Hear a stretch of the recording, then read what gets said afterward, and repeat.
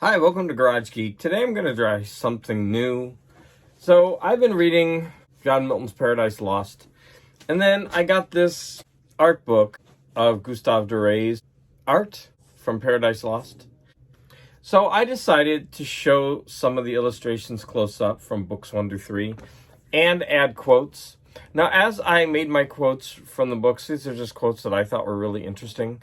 After I finished reading my quotes, I found out that my quote video was almost double the length of the art video, and I had to combine them somehow. So what I did was I went into my original quote video and I deleted all the spaces in between the quotes. So that means when you hear the quotes in the video, they're going to kind of run together. Now, obviously in the book, they're all the quotes are taken from 3 different books and they're spread out. So they might be a little bit confusing. But my goal is for you to hear some of the language in conjunction with some of the images. They don't match necessarily. This video is by no means perfect, but it's more a labor of love. I hope you enjoy it. If you enjoy this video, would you please let me know, because I need to know if I should make a part 2 and a part 3 of this. Thank you so much for your support.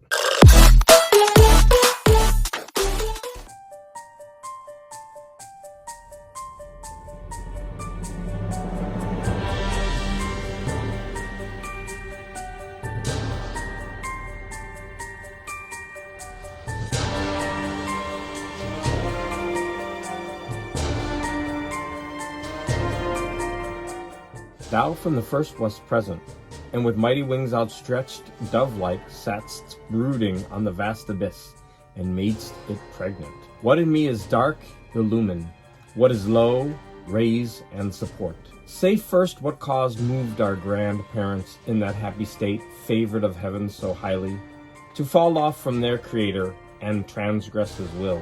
What time his pride had cast him out from heaven, with all his host of rebel angels, by whose aid, aspiring to set himself in glory above his peers, he trusted to have equaled the Most High. Him the almighty power hurled headlong flaming from the ethereal sky, with hideous ruin and combustion down, to bottomless perdition, there to dwell in adamantine chains and penal fire. Oh, how unlike the place from whence they fell! To do aught good never will be our task, but ever to do ill our sole delight.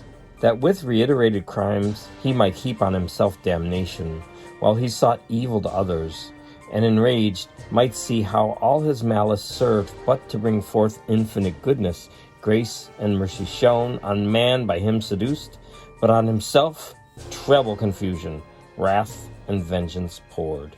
The mind is its own place, and in itself can make a heaven of hell, a hell of heaven. Better to reign in hell than serve in heaven. Where there is then no good for which to strive, no strife can grow up there from faction.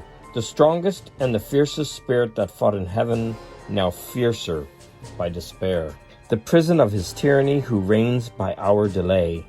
If there be in hell fear to be worse destroyed, what can be worse than to dwell here, driven out from bliss, condemned in this abhorred deep to utter woe? Our power sufficient to disturb his heaven, his fatal throne, which if not victory, is yet revenge. On the other side rose up Belial, in act more graceful and humane, a fairer person lost not heaven. He seemed for dignity composed and high exploit, but all was false and hollow. Though his tongue dropped manna, and could make the worse appear the better reason, to perplex and dash maturest counsels. For his thoughts were low, to vice industrious, but to nobler deeds timorous and slothful. Yet he pleased the ear, and with persuasive accent thus began. Or forever sunk under yon boiling ocean wrapped in chains, there to converse with everlasting groans, unrespited, unpitied, unreprieved, ages of hopeless end. This would be worse. This horror will grow mild, this darkness light. What change worth waiting, since our present lot appears, for happy though but ill, for ill not worst, if we procure not to ourselves more woe? Thus Belial, with words clothed in reason's garb, counseled ignoble ease and peaceful sloth, not peace. Either to disenthrone the King of Heaven we war, if war be best, or to regain our own right lost. Him to unthrone we then may hope when everlasting fate shall yield to fickle chance and chaos judge the strife. The former vain to hope argues as vain the latter. For what place can be for us within heaven's bound, unless heaven's Lord supreme we overpower? Suppose he should relent and publish grace to all, on promise made of new subjugation. With what eyes could we stand in his presence humble and receive strict laws imposed, to celebrate his throne with warbled hymns, and to his Godhead sing forced hallelujahs, while he lordly sits, our envied sovereign, and his altar breathes ambrosial odors and ambrosial flowers, our servile offerings. This must be our task in heaven, this our delight. How wearisome eternity so spent in worship paid to whom we hate. But rather seek our own good from ourselves, and from our own lives to ourselves, though in this vast recess, free and to none accountable, preferring hard liberty before the easy yoke of servile pomp. As he our darkness, cannot we his light imitate when we please? There is a place, if ancient and prophetic fame in heaven err not, another world, the happy seat of some new race called man, about this time to be created like to us, though less in power and excellence, but favored more of him who rules above.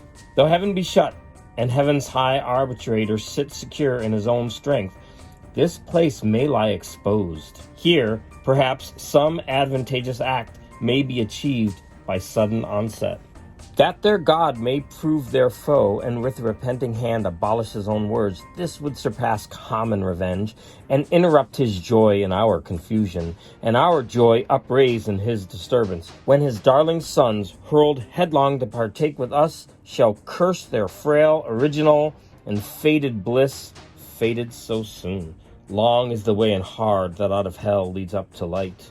About her middle round the cry of hellhounds never ceasing barked with wide Cerberean mouths full loud, and rung a hideous peal.